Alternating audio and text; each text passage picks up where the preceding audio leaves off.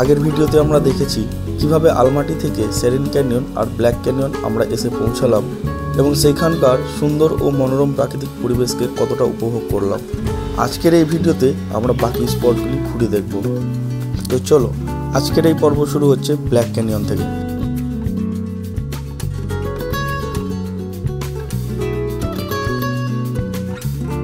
Black canyon থেকে সাথী ভিলেজের দূরত্ব 61 kilometre. আর এই 61 কিলোমিটার রাস্তাটা অসম্ভব সুন্দর। চারিদিকে স্নো কভার্ড মাউন্টেন, শুধু মাউন্টেন না, যতদূর চোখ যায় শুধু বরফ আর বরফ। যাই হোক, এই রাস্তায় প্রায় 50 মিনিট গাড়িতে ট্রাভেল করার পর আমরা এসে পৌঁছাই সাথী ভিলেজে। সাথী ভিলেজ থেকে আমাদের পরবর্তী গন্তব্য ক্যান্ডি লেকের রাস্তাটি অতিরিক্ত দুর্গম, যেখানে আমাদের সঙ্গে থাকা গাড়িটি নিয়ে যাওয়া সম্ভব নয়। তাই আমাদের জন্য ব্যবস্থা করা হয়েছিল একটি স্পেশাল ভ্যানের, যাতে করে আমরা বেরিয়ে পড়ি ক্যান্ডি লেকের উদ্দেশ্যে। তো সাথী ভিলেজে আমাদের যে গাড়িতে করে আসলাম সেটা থেকে গেল, কারণ রাস্তা ওখানে খুব দুর্গম বা অ্যাডভেঞ্চারে ভরা বলে অন্য একটি গাড়ি আমাদের দিয়েছে, সেটার জন্য 4000 টেঙ্গে পার পার্সন চার্জও নেওয়া হয়েছে ট্যুর অপারেটরের তরফ থেকে। এই ভিলেজে এই গাড়িতে করে আমরা এখন যাচ্ছি লেকের দিকে। এতক্ষণ দুটো গাড়িতে আমরা আসছিলাম আলাদা আলাদা, এখন একসাথে একটা গাড়িতে। তো এই গাড়ির যাত্রাটি সম্পূর্ণ অ্যাডভেঞ্চারে ভরা। কিরকম লাফাচ্ছে দেখো, খুব দাইছে একদম রে। আর একটু ভয়ও লাগছে, কারণ আমরা পাহাড়ে আপিল ড্রাইভ হচ্ছে, কিন্তু রাস্তাতে কোনো গ্রিপ নেই, সম্পূর্ণ স্নোতে একদম স্নো জমে আছে। আমি দেখাচ্ছি আমার পেছন দিক দিয়ে, যেহেতু আমি পেছনে বসে আছি, আরো আমাকে মানে লাফাতে হচ্ছে।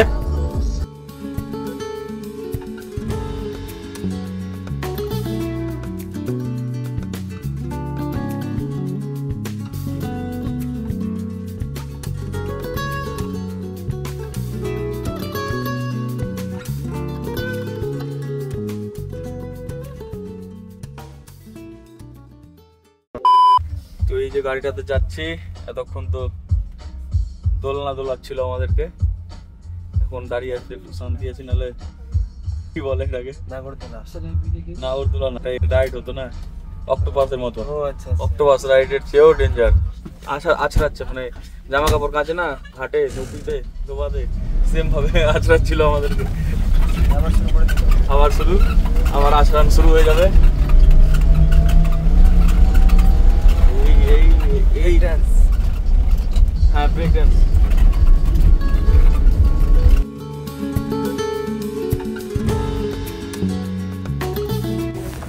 তো গাড়িটার এত জোরে জোরে অ্যাডভেঞ্চার হিসাবে চলার রহস্যটা খুঁজে পেলাম, যেটা ভাবছিলাম মনে মনে, নাহলে এভাবে সম্ভব না, গাড়ি স্কিড করে পড়ে যেতে পারে।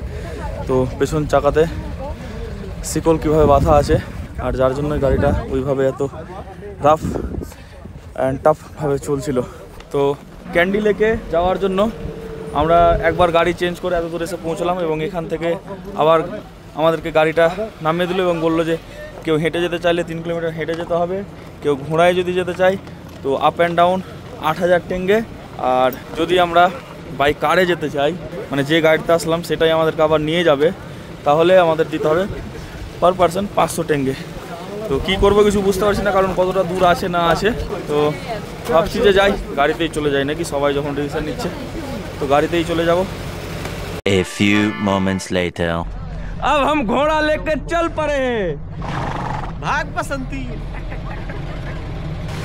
তো গাড়িতে উঠেই গিয়েছিলাম, কারণ প্রথমে আমাদেরকে ঘোড়ার রেট আপ অ্যান্ড ডাউন 8000 টাকা বলেছিল, কিন্তু গাড়ি থেকে যখন উঠে গেলাম গাড়িতে গিয়ে, তো 1 মিনিটের মধ্যে আবার ডাকতে গেল যে ঠিক আছে আসো তোমরা, মানে 5000 টেঙ্গেতেই আমাদেরকে নিয়ে যাবে আর আসবে, এরকম কথা হলো। এরা তো কথা কিছু বুঝে না, বাং শুধু বলছে ক্যাশ নাও ক্যাশ নাও ক্যাশ নাও, আর আমরা বলছি 2A হ্যান ত্যান, তো মাথা ঝুঁকাছে। तो घोड़ा चल पड़े है, घोड़ा लेके चल पड़े हम। Can I hold this?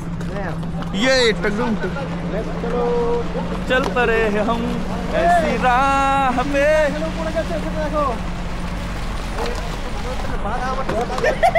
তোমার তো পালিয়ে যাবে তোমাকে ছেড়ে কি বলছো বলো শুনো ভালো করে ধরে থাকবা ঘোড়া কিন্তু স্লিপ করে পড়ে যায় আমরা এরকম দেখেছি ফেলেও দেয় কিন্তু ওরা নিজে ঘোড়া গাড়ি টাক ডুম ঘোড়া গাড়ি টাক দিলকে wow so beautiful so arrogant এই কি সব না সো ভয় করো না আমরাও প্রথমবার যখন গেছিলাম কিনা কুরফিতে এরকমই হয়েছিল কিন্তু ঘোড়া নিজের পা তালে ঠিক চলবে ওরা ওদের একটা ট্রেন আছে হ্যালো হাই হ্যালো নমস্তে ঘোড়া কম কোথায় যাবো আবার? তো আমরা নিজেরাই ঘোড়া চালাচ্ছি তো এই যে দিল কাটুপি টুপি খুলে দেখো তো এই হর্স রাইড না হলে মজা আসতো স্যান্ডিদা তুমি কেমন আছো ক্যামেরা আছে? তুমি কি ভালো আছো আমাকে দেখা যাচ্ছে? হ্যাঁ দেখা যাচ্ছে ইয়ে স্যান্ডিদা তুমি ঘুরে দেখতে পারো স্যান্ডিদা বুদ্ধি করে তোমাকে আলাদা ফেলে দিয়েছে কিন্তু ছোট চ্যাংড়া আছো তোমাকে মনে হয় গায়েব করলো আমরা এখন হর্স রাইড করে ক্যান্ডি লেকের দিকে যাচ্ছি বেশ একটা মজাদার লাগছে হাম নাহি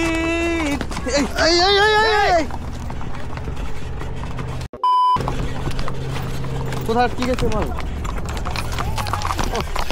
ব্রো এটা লাগামটা টান কিভাবে টানবো এটা দুটো একসাথে হ্যাঁ দুটো আলাদা আলাদা ছিল না একসাথে ছিল আমাদের এইভাবেই আছে হেলমেটও নাই ও একটা হেলমেট রাখতে হতো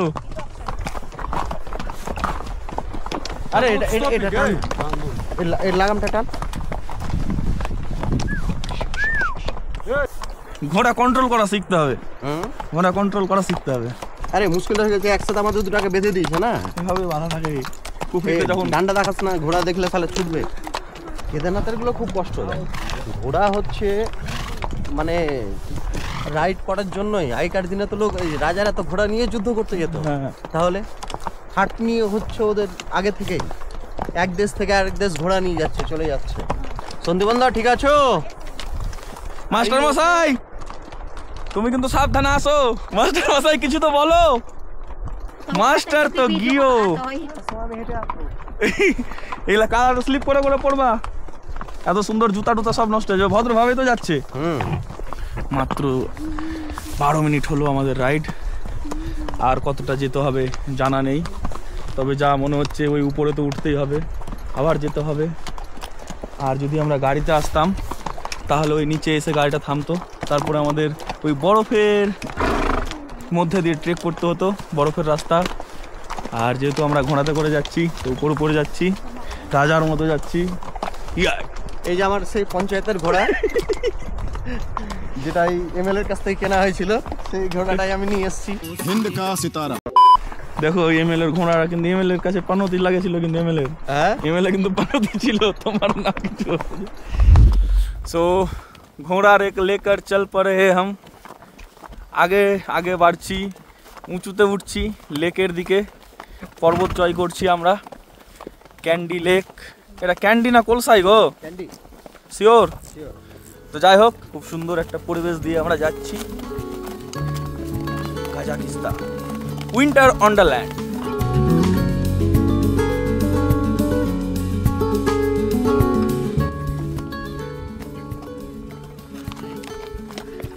Hi. Where are you from? Philippines. We are from India. Namaste. এই দেখো রাতে মারলো লাত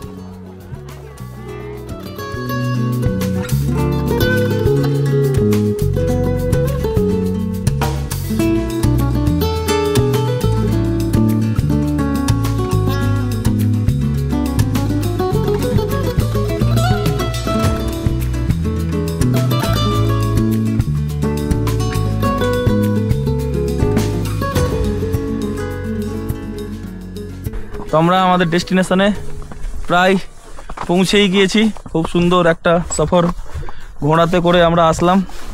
আর সামনে ক্যান্ডি লেকটা যেটা দেখবো ভেবেছিলাম, ড্রোন তো উড়ানোর একটু পারমিশন নিতে হবে চুপচাপে। হ্যাঁ বলবো, যদি দেয় বলে যে উড়াও তো উড়িয়ে নেবো 1 মিনিটের জন্য। ক্যান্ডি লেকের পুরো ফ্রোজেন। হাঁটবা ক্যান্ডি লেকে, হাঁটবা। ওই যে বাসগুলো আছে। এই ক্যান্ডি লেকটা কিসের জন্য ক্যান্ডি আমি দেখাচ্ছি, দাঁড়াও নামবো তখন।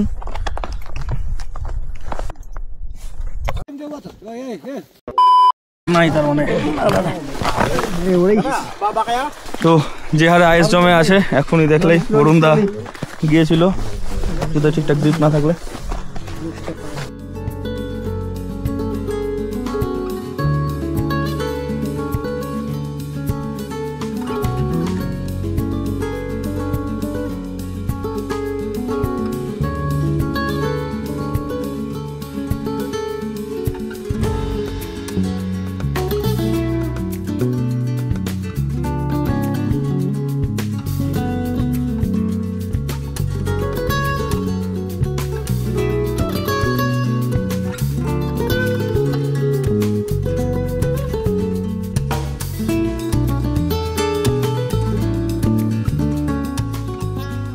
তো আমরা প্রায় ক্যান্ডি লেকের উপরই চলছি, নিচে লেক আছে আর মানে কোনো রাস্তা সামনে দিয়েই আছে যে আমরা যাব এখন লেকে। ক্যান্ডি লেক কাজাকিস্তানের আলমাটি রিজনে অবস্থিত একটি মনোরম পর্বতঝিল। 1911 সালের এক ভূমিকম্পের ফলে এই অঞ্চলের পাহাড় ধসে পড়ে এই এলাকায় একটি প্রাকৃতিক বাঁধ তৈরি করে। এর ফলে এই এলাকাটি জলে ডুবে যায় এবং যার ফলস্বরূপ আজকের এই ক্যান্ডি লেক গঠিত হয়েছে। এই লেকটির সবচেয়ে আকর্ষণীয় বৈশিষ্ট্য হলো জলের নিচে ডুবে থাকা পাইন গাছের গুঁড়িগুলি। দেখে মনে হয় যেন একটি জাদুকরী বন জলের নিচে দাঁড়িয়ে আছে। জলের উপরে গাছগুলোর অংশ দেখতে সুচালো খুঁটির মতো, যেন জলের মাঝে দাঁড়িয়ে থাকা ভাঙাচোরা খুঁটি।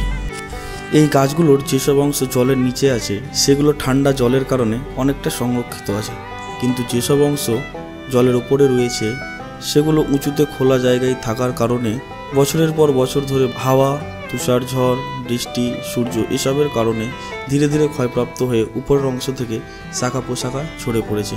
আর জলের নিচের শাখা প্রশাখাগুলোতে পাতা না থাকলেও দেখে মনে হয় যে গাছগুলোর পাতার অংশটা একদম নিচের দিকেই রয়েছে এবং গুঁড়ি বা মূলটা জলের উপরে, যেটা দেখতে অনেকটা জলের মধ্যে ডুবে থাকা ক্যান্ডির মতো। এই গাছগুলি প্রায় 100 বছর ধরে জলের নিচে রয়েছে। শীতকালে এই লেকটি বরফে ঢেকে যায় এবং গ্রীষ্মকালে এটি সবুজাভ নীল রঙে পরিণত হয়। এটি প্রাকৃতিক সৌন্দর্য, রহস্যময় পরিবেশ এবং ফটোগ্রাফির জন্য একটি জনপ্রিয় পর্যটন স্থল। তো এই ছিল আমাদের ক্যান্ডি লেকের ছোট্ট একটা সফর। ক্যান্ডি লেক তোমাদের কেমন লাগলো বা এই জিনিসটা কীরকম লাগলো একদম কমেন্ট করে জানাতে ভুলবে না। আমার তো খুব ভালো লাগলো। এই লেকের নাম ক্যান্ডি হয়েছে এই কারণেই, কারণ গাছের যে গুঁড়িগুলো হয়েছে উপরে তার পাতা নেই, মনে হচ্ছে ক্যান্ডি স্টিক, লেকটা হলো ক্যান্ডি। তো এখন আমরা এখান থেকে যাব সাথী ভিলেজ এবং সেখানে লাঞ্চ করার পর ওখান থেকে বেরোবো কলসাই লেকের জন্য।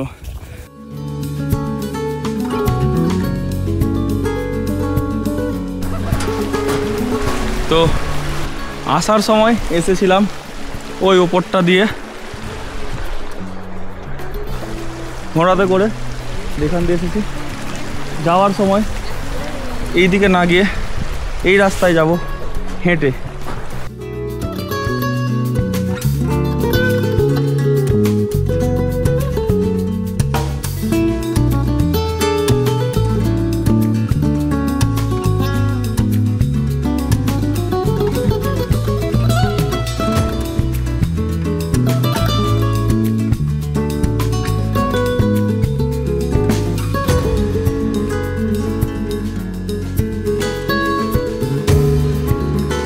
এখনও ল্যান্ডস্লাইড হচ্ছে, কখনো কখনো বড় বড় পাথর, কখনো ছোট পাথর উপর থেকে পড়ছে।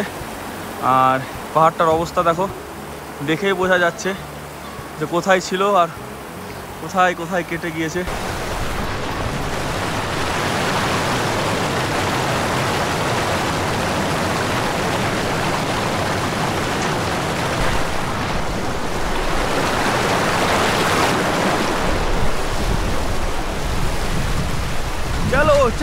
come on, run, go fast.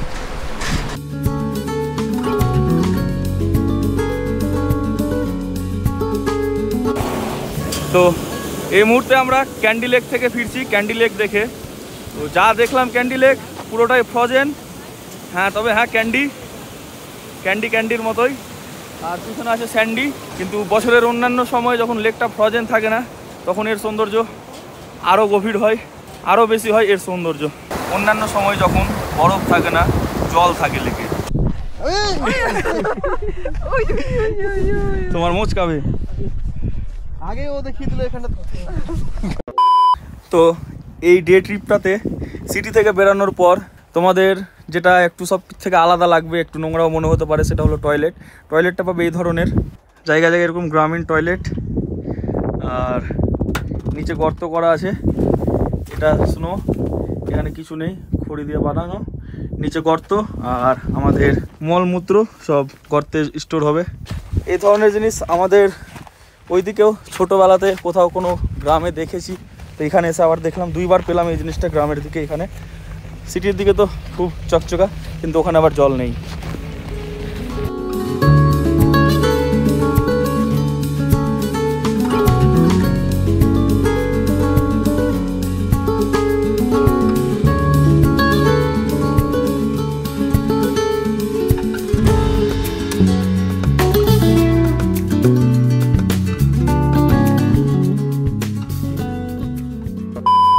তো ক্যান্ডি লেক থেকে আমরা চলে এসেছি এখন স্যাতি ভিলেজে, এবং এখানে আমাদের লাঞ্চ হবে। লাঞ্চের পর যাবো আমরা কলসাই লেক, এবং কলসাই লেকের জন্য আমরা আগে যে গাড়িতে আলমাটি থেকে এখানে এসেছিলাম স্যাতি ভিলেজ পর্যন্ত, সেই গাড়িতেই যাব। তো খুব সুন্দর একটা ভ্রমণের সাক্ষী হয়ে রইলাম, এবং শেষ পর্যন্ত আরও সুন্দর হবে এই ভ্রমণটা আশা করি।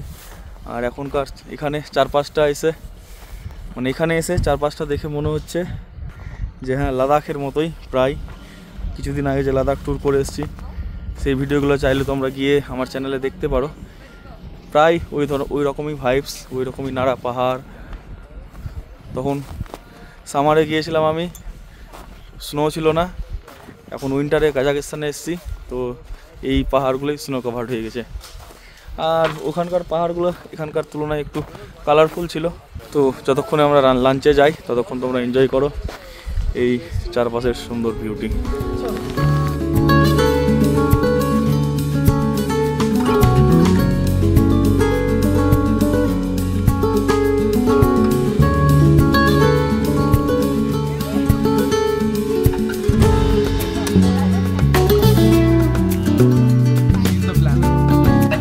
তো আমরা বসে গেছি ভোজ খেতে। তো সবাই একসাথে বসেছি, আর কিছু কমন আইটেমস রাখা আছে খাবারের। বাকি প্রত্যেকের যা যা অর্ডার ছিল, কেউ ভেজ কেউ নন ভেজ, সেই হিসাবে সার্ভ করবে, কখন কীভাবে সেটাই দেখার। তো আমরা এখানে লাঞ্চে বসেছি স্যাটি ভিলেজে। একটা আগেকার যুগের রাজকীয় ভাব মনে হচ্ছে, যে ওল্ড ফ্যাশন হোক, বাকি একসাথে সবাই নিচে বসে খাচ্ছি। আর শুধু আমরাই না, শুধু ইন্ডিয়ানরাই না, বিভিন্ন দেশের মানুষ এখানে আমরা একসাথে খাওয়ার সৌভাগ্য হয়েছে আজকের এই ট্যুরটাতে। সেটা কখনো সম্ভব হতো না যদি না আমরা এই শেয়ারিং ডে ট্যুরটাকে বেছে নিতাম। কারণ পার্সোনাল কার বা প্রাইভেট কারে যদি করতাম, তাহলে এরকম জিনিস হতো না। আমি আপাতত একটু চা খাই।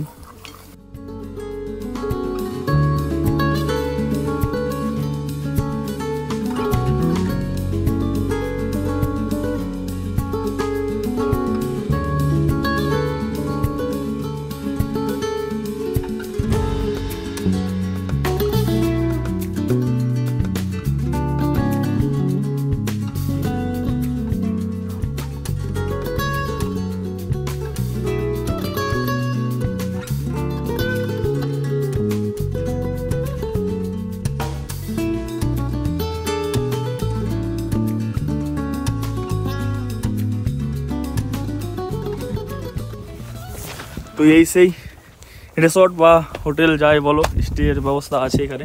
তো এখানে আমরা লাঞ্চ করলাম, আর লাঞ্চটা খুব খারাপও ছিল না, খুব ভালো ছিল না, সম্পূর্ণ রুচি করে ঢুকছিল না পেটে, কিন্তু হ্যাঁ আবার মাঝে মধ্যে টেস্টিও লাগছিলো, খিদা পেটে ছিলাম বলে হয়তো। আর খাওয়া দাওয়ার শেষে এখানে ওয়াশরুমে গিয়েছিলাম। ওয়াশরুম সেম ওই গর্ত করা, কোনো প্যান বসানো নেই, কোমর নেই, ফুটা দিয়ে কোনো জল নেই, এই হচ্ছে এখানকার অবস্থা। আর এখন যাচ্ছি আমরা কলসে লেকের দিকে। 3:11 বাজে। কলসে লেক হয়তো খুব বেশি হলে 15-20 মিনিটের রাস্তা হবে। আর কলসায় লেক ঘুরে যাবো আমরা বাড়ির দিকে।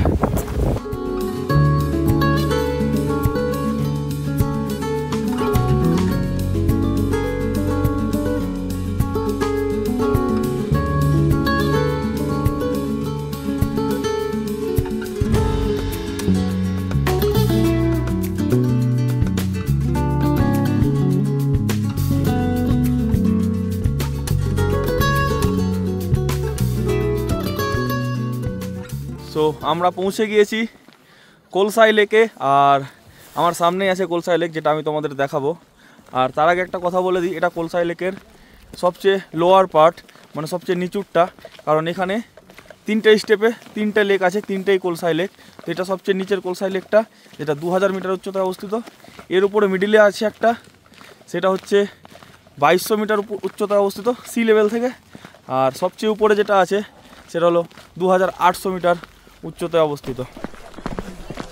তো পার্কিং থেকে কলসাই লেকের জন্য তোমাদের মোটামুটি হাঁটতে হচ্ছে আমাদের ওই 500 মিটার মতো হাঁটতে হবে লেকে পৌঁছানোর জন্য। আর এখানে সমস্ত কিছু ফ্যাসিলিটি অ্যাভেলেবেল আছে, যা দেখছি ক্যাফে খাওয়ার দাওয়া জায়গা, এসব জিনিস একটার বেশি।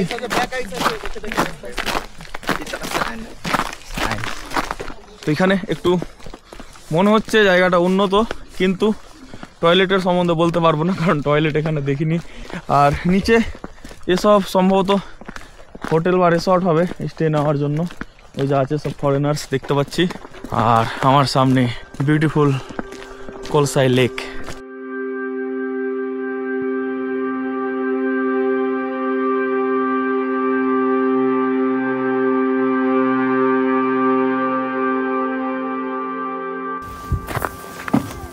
তো না, আমার অনুমান ভুল ছিল, 500 মিটার আরও একটু বেশি হাঁটতে হবে তোমাদের এইখানে লেকে পৌঁছানোর জন্য।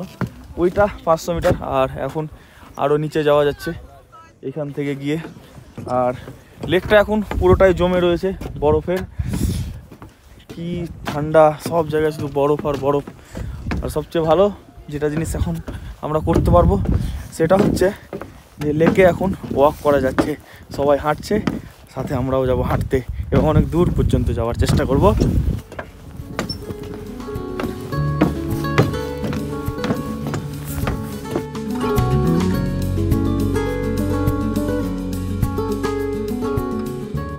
আমি প্রায় পৌঁছেই গিয়েছি কলসের লেকে, আর জাস্ট 100 পয়েন্ট পরই লেকে হাঁটতে লাগবো।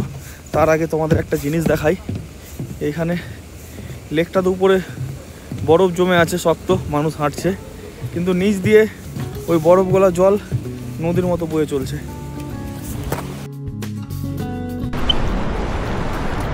তো এইখানে মাছও দেখা যাচ্ছে জলের নিচে ছোট ছোট, জানি না এখানে ক্যামেরায় আসছে কিনা। এই ঠান্ডাতে মাছ, এইখান দিয়েই স্নোটা উপরে শক্ত হয়ে আছে বলে হাঁটা যাচ্ছে। আর এখান থেকে জল বেরিয়ে আবার নিচে নামছে, নিচে চলে যাচ্ছে। আর এই জলটাই সম্ভবত উপর থেকেও আসছে একইভাবে, উপরে বরফ, নিচের জলটা বয়ে চলছে।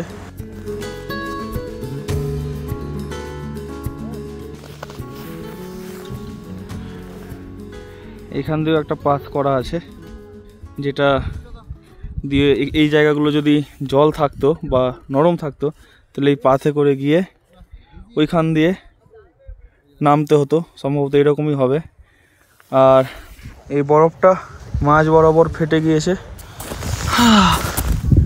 কত আছে। আর এখানে একটু ফাটানো আছে বরফটা। আচ্ছা, যদি বাই চান্স শুকে যায় উঠাবা। হ্যাঁ যাস না ভাই, কি দরকার, লাফাও তো ওখানে। না না না লেকের এখানে একটা জায়গা, জানি না কি কারণে কেউ কেটেছে, উপরের আইসটাকে সরিয়ে দিয়েছে, উপরে স্নোটাকে এটা স্নো আছে ওপরে, আমরা স্নোর ওপর হাঁটছি এবং এর নিচে আছে স্ট্রং আইসের লেয়ার, যেটা এখানে দেখা যাচ্ছে এক জায়গায়। আচ্ছা, আমি যদি এখন এখানে যাই তো এটা কি ভেঙে যেতে পারে? এই আমি যদি ভেঙে যেতে ঢুকে যাই তো আমাকে বাঁচাবা? হ্যাঁ, কিভাবে বাঁচাবা? উঠাতে তো আমি অজ্ঞান হয়ে মরেও যেতে পারি। তাও দেখি তো এই জায়গাটাতে, দেখো আমি ক্রিস্টাল আইসের উপর দাঁড়িয়ে আছি আর দেখতে বুঝতে পারছি লেয়ারটা অনেক শক্ত আছে, কিন্তু মনের মধ্যে একটা ভয় থেকেই যায়, কারণ যদি কোনো রকমে কোনো কারণ এটা ভেঙে ঢুকে তাহলে যে আমাকে উঠাতে 2-4-5-10 মিনিট সময় নেবে, ততক্ষণ আমি শেষ। সাহস একটু বাড়লো মনে হচ্ছে, একটু ভেঙে দেখি তো। স্লিপ কিন্তু ভালো করছি।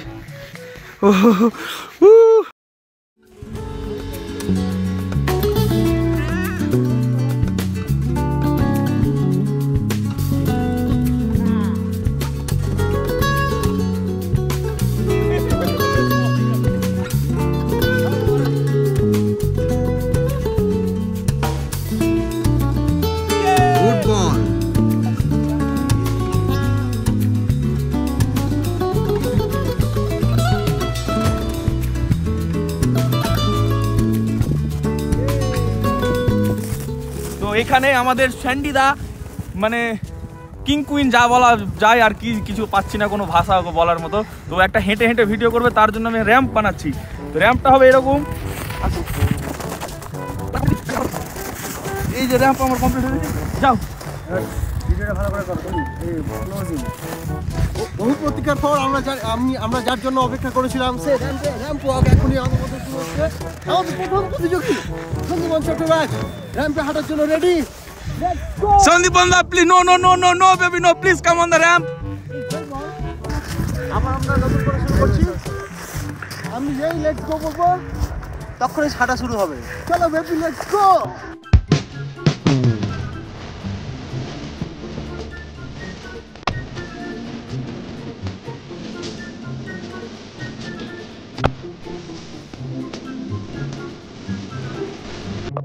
-2.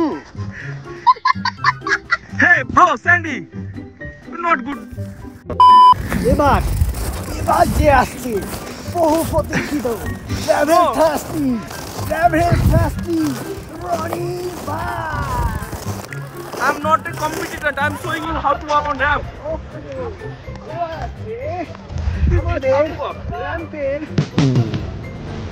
Oh yes.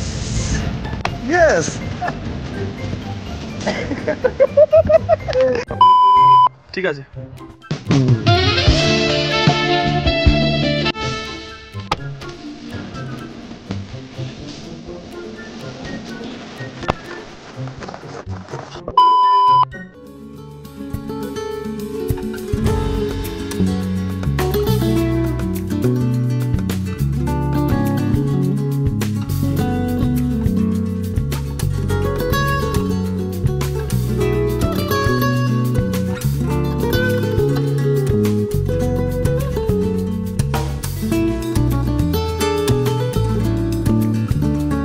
One, two, three.